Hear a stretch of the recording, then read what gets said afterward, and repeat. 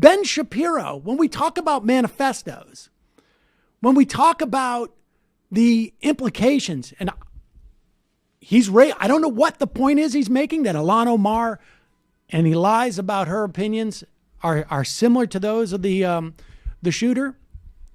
But we know for a fact that the guy who shot up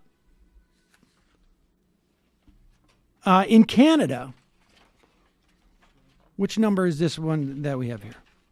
The Quebec City mosque shooter. In the Washington Post, the guy's name, Bissonnette, appears to have obsessively visited the Twitter accounts of Tucker Carlson and Laura Ingraham, David Duke, Alex Jones, Mike Cernovich, Richard Spencer, and Bissonnette checked on the Twitter account of Ben Shapiro 93 times in the month leading up to the shooting. So if you want to talk about similarities in perspective, if you want to talk about inspiration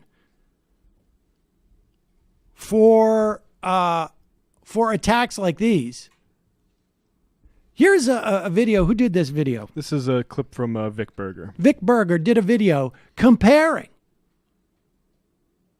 the rhetoric from Shapiro with the testimony, not the testimony, the interrogation of this guy Bissonnette.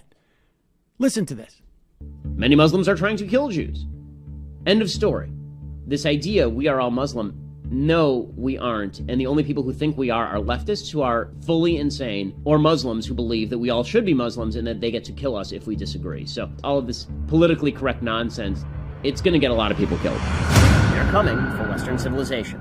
A lot more people will die because there are people who believe we are all Muslims. Here's Bissonnette. I wanted to save people. Save people, they ask? Yes.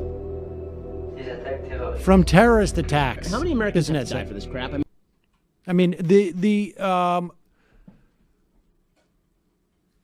I don't know if I can say that